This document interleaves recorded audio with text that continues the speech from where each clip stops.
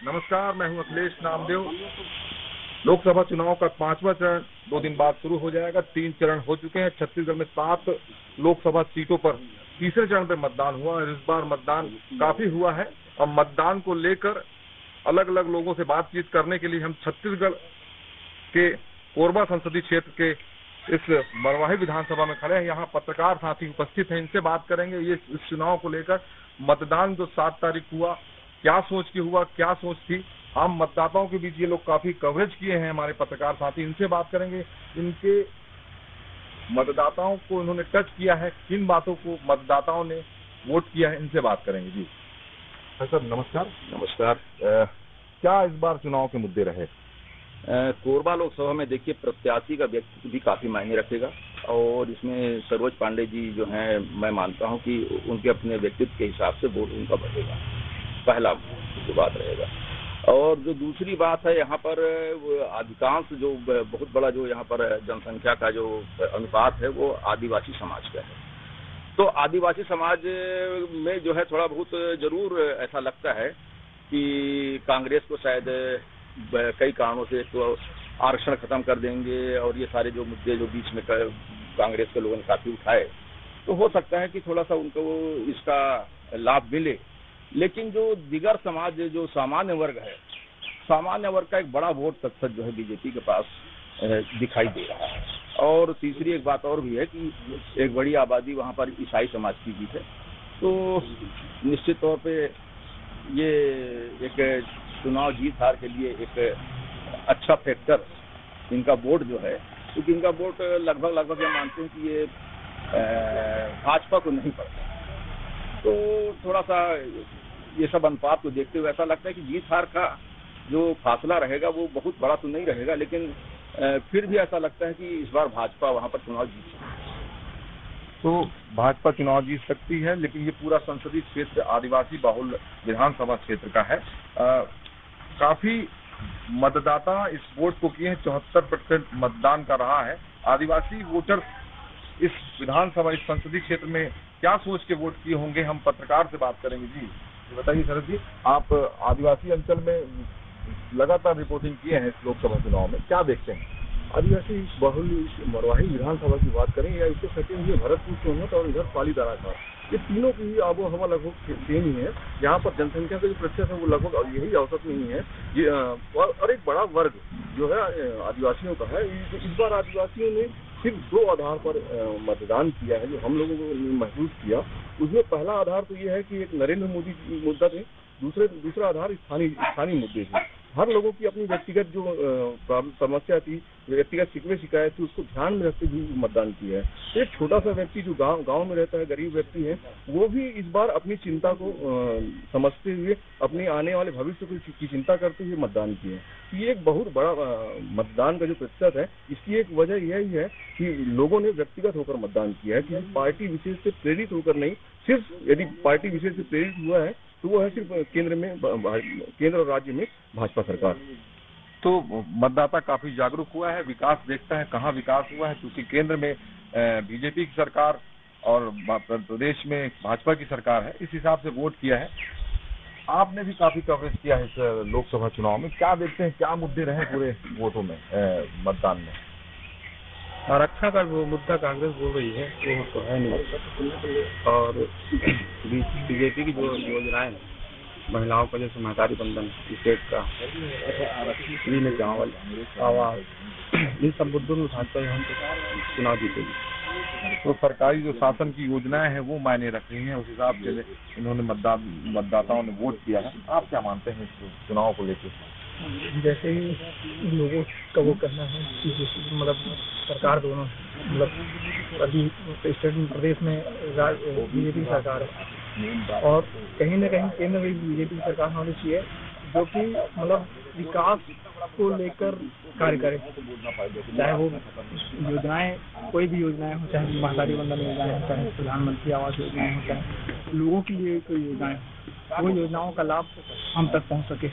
BJP की कोई योजनाओं का लाभ व्यक्तियों तक मिल सके, प्रत्याशी कितना मायने रखा इस पूरे विधान लोकसभा चुनाव में? इस लोकसभा में प्रत्याशी मायने नहीं रखा। मैं कोरबा लोकसभा को 4 भागों में बांटता हूँ। पहला शहरी अंचल, ग्रामीण अंचल, कांग्रेस की महालक्ष्मी योजना और एक बाहरी मुद्दा। ये 4 मुद्दे थे पूरे कोरबा लोकसभा में, जिसमें मेरे को सीधा लाभ, शहरी क्षेत्र का सीधा लाभ सरोज पांडे को जाता दिख रहा है। ग्रामीण अंचल, महालक्ष्मी योजना का लाभ और आरक्षण आदिवासियों का, इसका सीधा लाभ प्रत्याशी ज्योत्सना महंत कांग्रेस को दिख रहा है। और जिस हिसाब से आदिवासी अंचल में वोटिंग हुई है, मुझे कोई संशय नहीं है कि ज्योत्सना महंत जीत रही है। तो ये जीत हार की बात हो रही है। मैं एक विशेष बात पुनः दोहराना चाहूंगा, प्रत्याशी इस चुनाव में कितना मायने रखा। नरेंद्र मोदी की सरकार 400 पार की बात करती है, कांग्रेस के अपने दावे वादे हैं, प्रत्याशी किन मुद्दों पे, मतलब प्रत्याशी कितना मायने रखा इस चुनाव में? देखिए, एंटी इनकम्बेंसी जो एक फैक्टर है वो इस चुनाव में देखने को मिलेगा, चाहे वो प्रत्याशी ज्योत्सना महंत के लिए हो चाहे नरेंद्र मोदी के लिए हो। दोनों चीजें होंगी, क्योंकि ज्योत्सना महंत अपने पिछले 5 सालों में व्यक्ति विशेष लोगों के बीच में बंद कर रह गई। ये बार बार स्थानीय बातों में देखने को आई कि अपने कुछ लोगों के कहने पर ही वो कुछ काम करती थी। यही हाल महंत जी का था, और ये एक बड़ा फैक्टर रहेगा चुनाव में वोटरों, मतदाताओं के लिए। दूसरी महत्वपूर्ण बात है, मोदी लहर जैसी कोई चीज थी नहीं इस बार, लेकिन सरोज पांडे चूंकि एक बड़ा चेहरा थी, और भाजपा ने नाम घोषित होने के बाद से जितनी ताकत कोरबा लोकसभा में लगाई है, शायद ही इसके पहले भाजपा ने कभी इस क्षेत्र में उतनी ताकत लगाई। अगर कोरबा की बात करें तो कोरबा में योगी आदित्यनाथ, नरेंद्र मोदी, अमित शाह, कोई भी ऐसे बड़े चेहरे नहीं बचे। वकील साहब, हाँ जी। सबसे पहले तो ये बताइए, जो कोरबा संसदीय क्षेत्र में चुनाव हुआ, क्या मुख्य मुद्दे रहे इस बार? विकास का मुद्दा, ऑलरेडी विकास का मुद्दा। जो अच्छा करेगा उसको वोट मिलेगा, जो अच्छा नहीं करेगा वोट नहीं मिलेगा जी। क्या रुझान दिखता है आपको ओवरऑल पूरे, आप चूंकि आप वकील हैं और बहुत सारे लोगों यहाँ से आके आपके मिलते हैं, क्या दिखता है? विकास कांग्रेस कर रही है या भाजपा कर रही है? विगत अभी हम देखें तो विगत 5 वर्ष जो बीता वो तो बहुत दयनीय स्थिति रही।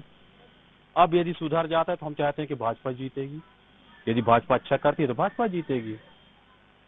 तो विकास मुख्य मुद्दा रहा, विकास के मुद्दों को लेकर चुनाव लड़े गए और इस बार का चुनाव भी विकास में रहा। क्या लगता है इस बार का चुनाव के मुख्य मुद्दा क्या रहा? अब 5 साल ज्योत्सना महंत जी सांसद रही, 5 साल चरणदास महंत जी सांसद रहे। महंत जी तो कुछ काम ही नहीं किए। केंद्र सरकार से 1-2 योजना भी यहाँ आया मरवाही के लिए, उसको भी इधर उधर ट्रांसफर करा दिए, कहीं रायबरेली कहीं अमेठी। पब्लिक नाराज है। पब्लिक नाराज? जी। ज्योत्सना महंत तो आने जाना बंद कर दी चुनाव जीतने के बाद। तो जो पब्लिक से कांटेक्ट होता है, यहाँ के स्थानीय सांसद लोगों का आरोप है कि, और वकीलों का आरोप है, एक अधिवक्ता एक जिम्मेदार नागरिक होता है, इनका आरोप है कि निष्क्रियता जो है ये एक हावी रहा। और क्या मुद्दे रहे, युवा क्या सोचा इस बार का? अब ऐसा है, भाजपा से जो उम्मीदवार रहे सरोज पांडे जी, वो केंद्रीय स्तर की नेता है, उनका पहुंच अच्छा है, पावरफुल महिला है, इसलिए ज्यादातर वोट उन्हीं को मिला है। तो जो पावरफुल नेता है उनको वोट इस बार ज्यादा मिला है, और जो निष्क्रियता है वो कहीं न कहीं प्रत्याशी पे हावी रहा। जी बताएंगे क्या मुद्दे रहे इस चुनाव में? इस चुनाव में मेन मुद्दा रहा सरकार की जो अभी योजना है महतारी वंदन को लेकर तो सक्रिय से वोट दिए, पर कांग्रेस की जो योजना रहा युवाओं के लिए और महिलाओं के लिए, उसमें 8,333 का, इसमें तो कुछ कहा नहीं जाता मेरे हिसाब से, है ना। तो मैं दोनों का रुझान तो एकदम पावरफुल दिख रहा है, ज्योत्सना महंत का और सरोज पांडे का। मतलब कांटे का मुकाबला है। जी। देखिए, विकास का तो मुद्दा यहाँ था ही। स्थानीय जो बेरोजगार युवक हैं उनको भी यहाँ रोजगार की जो है जरूरत है। बहुत सारे युवक जो हैं वो बेरोजगार हैं। गौरेला पेंड्रा मरवाही नया जिला जो बना है उसमें सबसे ये है कि हम नए जिले में स्थानीय लोगों को रोजगार मिले, इसकी जो है कवायद बीजेपी को चालू करना चाहिए, क्योंकि कांग्रेस शासन ने जिला बनाया है। अब तो उनको मौका नहीं मिला है राज्य सरकार में, लेकिन अब राज्य सरकार में बीजेपी है तो उनको मौका मिलना चाहिए। तो मैं इतना ही कहना चाहूंगा कि राज्य सरकार और यदि केंद्र में बीजेपी की गवर्नमेंट आती है तो मिलके मरवाही का जो है विकास करे। विकास का मेन मुद्दा रहा और विकास के मुद्दे पर चुनाव लड़ा गया। तो जिस तरीके से विकास को लेकर चुनाव लड़ा गया और जो आम लोग सोचते हैं, क्योंकि ये कचहरी का इलाका है, यहाँ प्रतिदिन हजारों हजार पब्लिक यहाँ आती है और लोगों से मिलती है, तो वकीलों का इसमें महत्वपूर्ण। तो आपका क्या मानना है कि जो युवा है वो किसको वोट किया, क्या सोच के वोट किया? सभी लोगों का तो यही अपेक्षा रहता है कि अधिक से अधिक लोगों को रोजगार मिले। पहली प्राथमिकता तो रोजगार की है, नौकरी की है। किसानों के लिए रहता है कि भाई हम लोगों को अधिक से अधिक सुविधा मिले। यदि ये सुविधा जो शासन देती है लोग उसके पीछे जाते हैं, हम भी जाते हैं। जो अच्छी सुविधा देता है उसके पीछे हम जाते हैं। अब वादे दोनों पार्टी कर रही है, कांग्रेस पार्टी कर रही है, बीजेपी कर रही है। हम देखते हैं कि अभी विगत दिनों से जो बीजेपी ने अपने वादे पूरा किए हैं, सो रुझान उनके तरफ ज्यादा जाता है। तो रुझान उनके तरफ ज्यादा जाता है। बीजेपी के वादे मजबूती से, जिन वादों को किया उनको पूरा भी किया। इस बात को लेके जी, महिलाएं क्या सोचती हैं? महिलाएं भी आपके संपर्क में रहती हैं, क्योंकि अधिवक्ता है आप लोग। अब महिलाएं खुश हैं, उनको 1000 रुपया महीना मिल रहा है। महतारी वंदन योजना का एक ठो चल रहा है इस समय। सब कुछ है, सबको सिलेंडर मिला है, गैस चूल्हा मिला है, शौचालय बना है, आवास बना है बीजेपी के शासन में। कांग्रेस का शासन आने के बाद सब बंद हो गया। अभी ये बीजेपी के शासन आया है तो फिर बोल रहे हैं शुरू करेंगे आवास। तो कांग्रेस ने तो गोबर तक खरीद लिया था। तो 2 रुपया किलो खरीदे शुद्ध गोबर और मिट्टी और रेती मिला के 10 रुपया किलो उसी को जबरदस्ती किसानों को बेचे हैं। मजबूरी में किसानों को लेना पड़ा है। यूरिया इफको चाहिए तो गोबर खरीदो, वो भी मिट्टी और रेती मिला हुआ। इस तरीके से जो विसंगतियां हैं कि सरकार ने गोबर तो खरीदा, कांग्रेस की सरकार ने गोबर तो खरीदा, लेकिन उसको लेकर जो किसानों में भ्रांतियां हो, तो इफको खरीदना है तो गोबर की खाद लेना जरूरी होगा। इस तरीके से लेके वकीलों ने अपनी मंशा व्यक्त की है कि विकास के मुद्दे पे युवाओं ने, महिलाओं ने महतारी वंदन के नाम पर वोट किया है। अब देखना होगा कि 4 जून का परिणाम किसके पक्ष में आता है। एनडीटीवी के लिए अखिलेश नामदेव की रिपोर्ट।